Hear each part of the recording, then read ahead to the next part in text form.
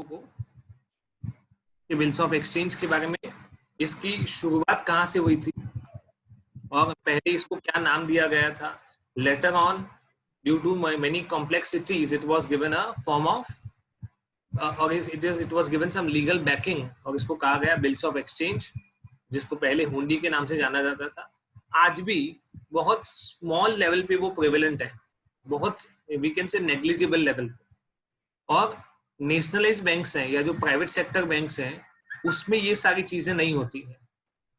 These are done in cooperative banks. कहाँ पे किया जाता है?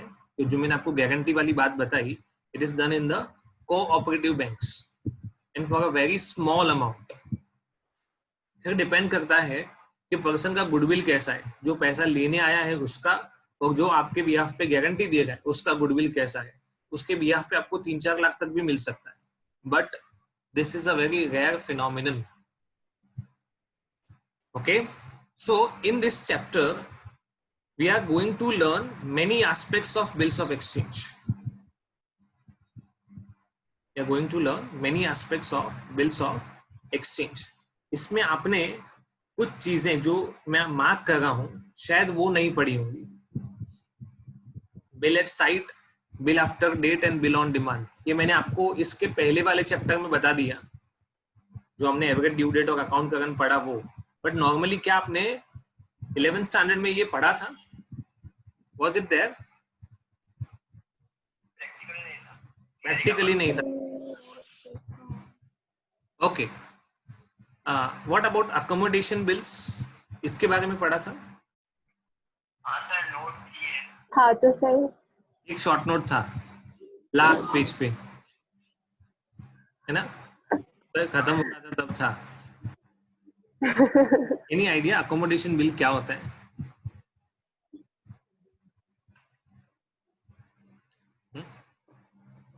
बिल्स के भी नाम होते हैं. जैसे मैंने आपको हुंडी में बोला, हुंडी के भी बहुत सारे टाइप्स होते हैं, वैसा बिल के भी अलग अलग नाम होते हैं. तो मान लो कि आपने जो पढ़ा है डिटेल में वो गुड्स परचेज और सेल के रिलेशन में था.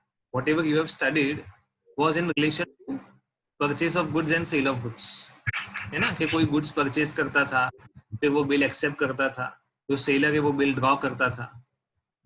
ओके, यस और नो? हाँ. यस. तो अकोमोडेशन बिल क्या होता है? उसका नाम क्या होता था पता है? एनी आइडिया उस बिल को क्या कहा जाता था जो परचेज और सेल ऑफ गुड्स या सर्विसेज से रिलेटेड था? वो it was called trade bill. क्या कहा जाता है उसको? Trade bill. Okay, and the second type of bill is accommodation bill. मैं आपको एक हिंट दे देता हूँ, थोड़ा सा आइडिया दे देता हूँ कि अकोमोडेशन बिल होता क्या है. नॉर्मली हम किसी पे भी बिल ड्रॉ करते हैं, वो हमने उसको गुड्स बेचा है इस रिलेशन में होता है, या हमने उसको कुछ सर्विसेज प्रोवाइड किए उस रिलेशन में होता है. बट जब हमारे बीच में गुड्स परचेज या गुड्स परचेज सेल या सर्विसेज का कोई भी ट्रांजेक्शन नहीं हुआ है, there is no transaction of purchase और sale, but still if need of money, अगर मुझे पैसों की जरूरत है तो मैं अपने किसी फ्रेंड या किसी रिलेटिव को ऐसा कहता हूं कि मैं एक बिल ड्रॉ करता हूं, प्लीज एक्सेप्ट इट. ओके, उसने एक्सेप्ट किया, मैंने वो बिल बैंक में जाके डिस्काउंट करवाया, I got the money. Now what happens before the money date is कि मैंने बिल ड्रॉ किया है, मुझे सामने वाले से पैसा लेना नहीं है, पर बैंक तो उसी को जानता है ना? जिसने बिल एक्सेप्ट किया है वो बैंक में जाके पेमेंट करेगा. So what we need to do, हमने जो भी अमाउंट बैंक से लिया है या जितने का भी बिल ड्रॉ किया था, वो अमाउंट हमें हमारे फ्रेंड को देना है, वो जाके बैंक में डिपॉजिट कर देगा या पे कर देगा, and the bill is honoured. Okay, उसने अकोमोडेट किया, my friend has accommodated me. Okay, इसके अलावा अगर दोनों को पैसों की जरूरत है, both are in need of money, तो क्या होता था? Any idea? मैंने आपको कुछ हिंट दिया है. If both are,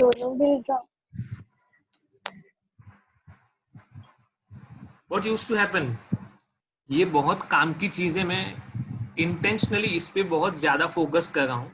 the reason is कि आप जब अकोमोडेशन बिल वाले क्वेश्चंस सॉल्व करोगे तो आपको डिफिकल्टी होने के चांसेस ज्यादा है। बाकी सब में प्रॉब्लम नहीं है, I am quite sure, but accommodation bill वाला प्रॉब्लम आएगा तो आपको दिक्कत हो सकती है।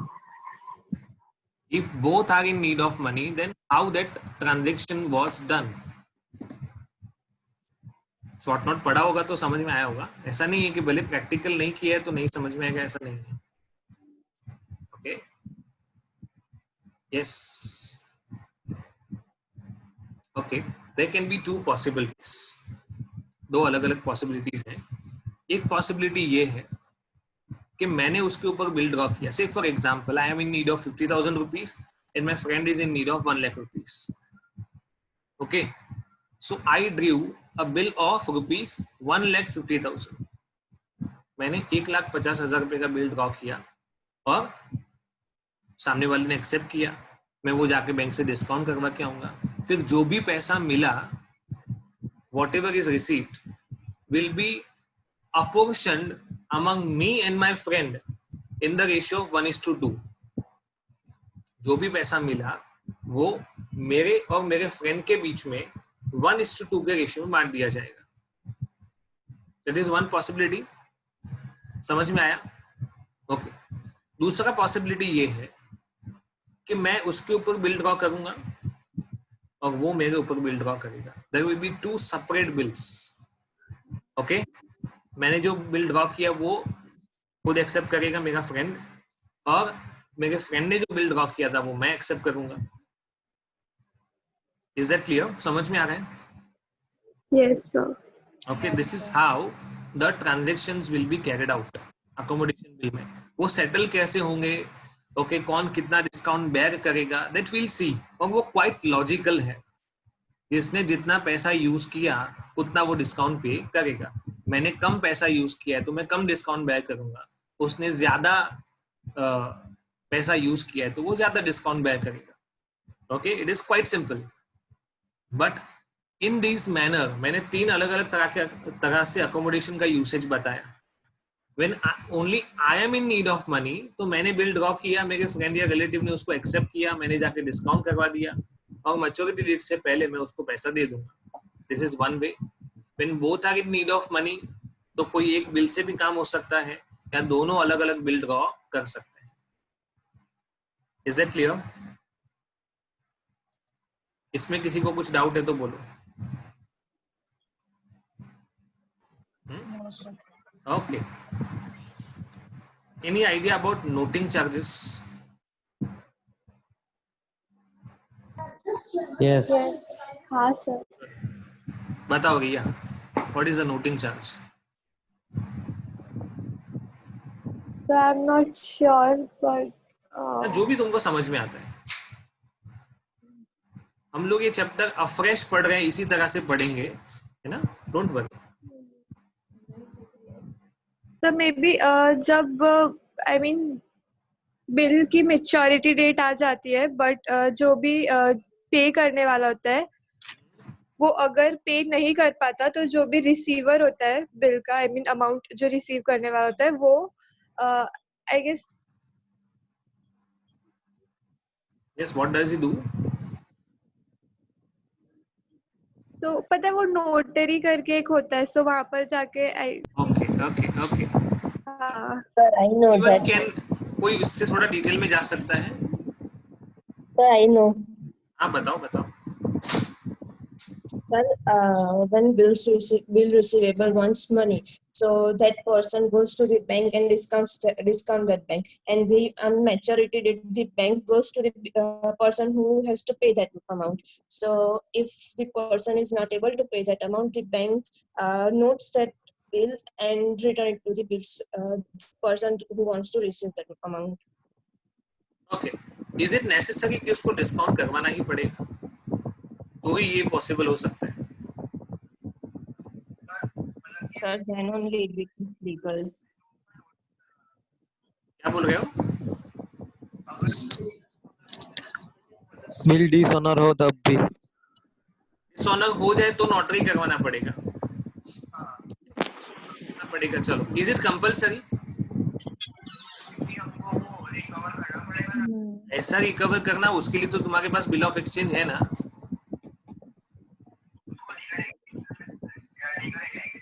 सर उसको लीगल इफेक्ट देने के लिए। Legal effect it is. Bill of exchange जब भी ड्रॉ किया था, आपके सामने वाले ने एक्सेप्ट किया है, उसके ऊपर स्टैंप लगा है, मतलब वो लीगल है, it is legal. There is no need of, देखो नोटरी करना कंपलसरी नहीं है, बट इट इज डिजायरेबल। हम लोग क्या बोलते हैं, पार्टनरशिप एग्रीमेंट ओरल भी हो सकता है, रिटर्न भी हो सकता है, ऐसा बोलते हैं ना। हाँ, बट रिटर्न डिजायरेबल होता है, बट नो कंपल्शन दैट वो रिटर्न ही होना चाहिए। Why written? Because court considers written evidence as preferable. Clear? But bill of exchange तो ऑलरेडी रिटर्न फॉर्म में था, और नोटिंग करवाना या नोटरी के पास जाके कुछ उसके ऊपर स्टैंपिंग करवाना वो कंपलसरी नहीं है, still it is desirable. The reason is कि अगर आपने किसी के ऊपर बिल ड्रॉ किया है और उसने एक्सेप्ट किया है, ये दोनों कंडीशन नेसेसरी, बिल ड्रॉ करना और एक्सेप्ट करना। Okay, until it is accepted, it is not a bill receivable for you. मैं इसमें डिटेल में जाऊंगा, अभी आपको ये ध्यान रखना है कि वो एक्सेप्ट होना चाहिए, कंपलसरी। ओके, दूसरी बात, उसने आपने एक पर्टिकुलर टाइम पीरियड के लिए बिल ड्रॉ किया था, तो हम ये जानते हैं कि वो जो भी टाइम पीरियड है उसमें 3 डेज ऐड करना है, और फिर वो आपको कलेक्ट करने के लिए जाना है। Here the things that are to be, or that we need to be careful, हमें जो चीजों को ध्यान में रखना पड़ेगा वो ये है कि बिल का प्रॉपर प्रेजेंटेशन होना चाहिए। बिल का प्रॉपर प्रेजेंटेशन होना चाहिए, मतलब जहां पे प्रेजेंट करना है, जिस इंसान के सामने प्रेजेंट करना है, ओके, जो पर्टिकुलर डेट पे प्रेजेंट करना है, जिस पर्टिकुलर टाइम ड्यूरेशन में प्रेजेंट करना है, इन सारी बातों का ध्यान रखना पड़ेगा। इसलिए उसको कहा जाता है बिल वॉज ड्यूली प्रेजेंटेड। क्या कहा जाता है? Bill was duly presented for payment. आपने शायद ये सुना हो, ना सुना हो, इनकेस नहीं सुना हो तो अभी ध्यान रखना है। Bill was duly presented for payment. Duly मतलब हमने वो हर चीज जिसका हमें ध्यान रखना चाहिए, that we have taken care of, और उसके बाद भी अगर वो डिसऑनर होता है, मतलब हमारे साइड से कोई गलती नहीं होनी चाहिए, बिल प्रेजेंट करने में हमारी साइड से कोई गलती नहीं होनी चाहिए। ओके, फिर अगर वो बिल डिसऑनर होता है किसी भी रीजन की वजह से, okay, for any reason, if the bill is dishonoured, then you have a legal right to enforce it.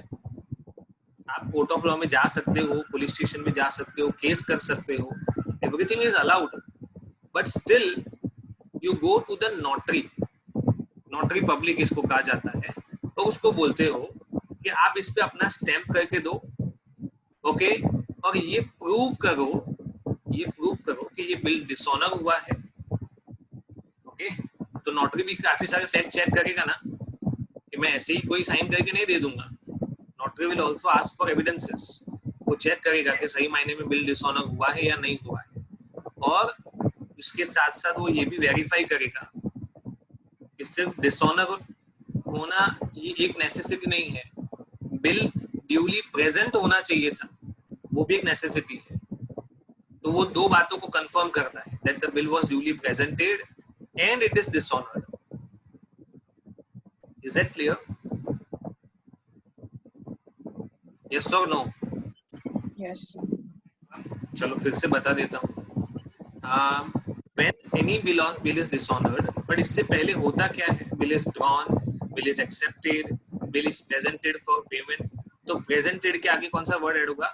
Duly presented for payment. मतलब हमने वो हर रूल्स रेगुलेशंस को फॉलो किया है जो बिल को प्रेजेंट करने के लिए नेसेसरी था, उसके बाद भी वो डिसऑनर हुआ। ओके, बट इस फैक्ट को, है ना, the fact that the bill was duly presented and it is dishonored, it will be confirmed by the notary public. It will be confirmed by the notary public. Okay? और वो confirm करेगा तो court of law में इसको stronger evidence माना जाएगा. Evidence तो पहले भी था, okay, but it will now become much stronger than the earlier evidences. और इसके लिए वो हमारे पास से कुछ चार्जेस लेता है, okay, which is called noting charges.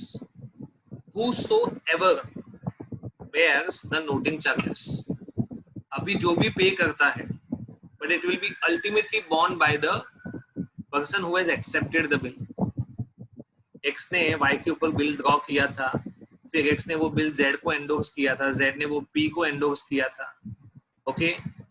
और जब वो बिल P के पास था और डिसऑनर हुआ, तो बिल पे, वो जो डिसऑनर का चार्जेस है या नोटिंग चार्जेस है, वो किसने पे किया होगा? P ने. But it will be ultimately borne by Y. It will be ultimately borne by the acceptor of the bill.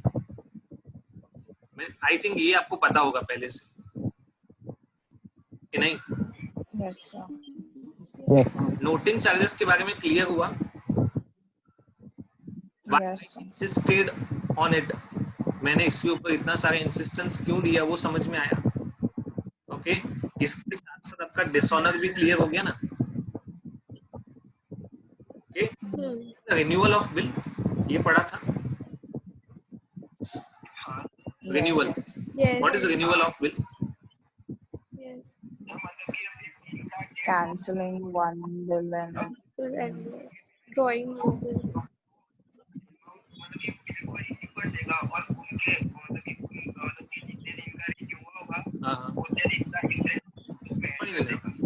We are extending. हम क्या कर रहे हैं? बिल का जो टाइम पीरियड है उसको एक्सटेंड कर रहे हैं. Okay. What is insolvency? Insolvency क्या होता है?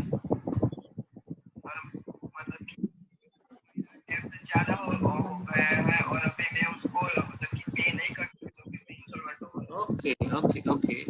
नॉर्मली जब हमने 11th स्टैंडर्ड में सॉल्वेंट इंसॉल्वेंट का डेफिनेशन पढ़ा होगा ना, वेरी फर्स्ट चैप्टर, ओके, और सॉल्वेंट इंसॉल्वेंट की जो मतलब देयर वर 46 डेफिनेशंस, ओके, वो हमने पढ़ी थी.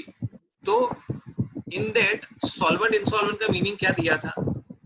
अगर आपकी एसेट्स आपकी लायबिलिटीज से ज्यादा है तो आप सॉल्वेंट हो. Liability. एसेट्स कम है तो आप Insolvent. है ना. वो बचपन में पढ़ा था हम लोगों ने, तब it was fine at that time. Okay. अभी के टाइम में अगर पढ़ेंगे तो we can say that insolvency is a state. Insolvency एक सिचुएशन है. वो कब अराइज होगी? When you are not able to discharge your obligation as and when it falls due. क्या कहेंगे? You are not able to discharge, मतलब आप payment करने के लिए कैपेबल नहीं हो जब वो पेमेंट ड्यू हो जाता है. मुझे किसी को 1 महीने के बाद पेमेंट करना है, पर अगर मैं पेमेंट करने के लिए कैपेबल नहीं हूँ और ये कंटिन्यूअस होता रहता है, एक बार में कोई इंसॉल्वेंट डिक्लेयर नहीं हो जाता है. If this happens on a continuous basis then it can be a situation of insolvency. हम लोग रेशियोज पढ़े हुए ना, हम लोग, हाँ, हैव वी स्टडीड रेशियोज और नॉट? Yes. इसमें सॉल्वेंसी से रिलेटेड कोई रेशियो पढ़ा है? Yes. कौन सा रेशियो पढ़ा है? debt to equity, debt to equity ratio. फिर as total assets to total assets to To equity. Debt ratio. Debt to total assets. debt to total assets and insolvency, sorry, Proprietary. Coverage ratio, interest coverage ratio है ना, PBIT upon interest. Yes. बस इतना ही था कि इसके अलावा कुछ था? Proprietary. Proprietary ratio, yes. उसके अलावा 40%. ओके, I'll add Solvency में. I'll add 2 more. One is a current ratio, other is a quick ratio. So, One is a current ratio, other is a quick ratio. आपने जो भी बताया ना वो solvency ratio थे, no doubt, but they were long term solvency Sir, ratios. yes. ये थे but वो लिक्विडिटी Yes. रेशियोज में थे. अब वो नाम लिक्विडिटी रेशियो लिखा हुआ Yeah, है, but they were Yes. उसको सॉल्वेंसी रेशियो भी कहा जाता है. Yes. Solvency ratios. Okay, current ratio and quick ratio. Okay, Quick ratio. ज्यादातर केसेस में okay, जो भी लिखते हैं ना प्रूव होता है ना इंसॉल्वेंसी. अभी हम देखते हैं कई सारे के अभी RIL sorry ADAG Anil Dhirubhai Ambani group, उसको काफी सारे प्रॉब्लम्स आ रहे हैं अपना डेट पे करने में. ओके, और ऐसे बहुत सारे लोग हैं. If you study now, you are in the actually in the profession of finance and taxation. Okay, तो आपको अब इसके बारे में काफी जानकारी लेनी पड़ेगी. ओके, कब किसी को इंसॉल्वेंट डिक्लेयर कर सकते हैं, कब नहीं कर सकते हैं. कोई अगर इंसॉल्वेंट हो गया तो उसकी बिजनेस के साथ क्या करना चाहिए. Okay, but basically over here the insolvency is inability to pay. हम इसको सिंपल मैनर में क्या पढ़ेंगे? Insolvency is inability to pay. I am not able to pay on the due date. It is called insolvency. Is it okay? Yeah. Okay. Okay. Times are up. आप you need to join again. Okay. सब लोग फिर से join कीजिए.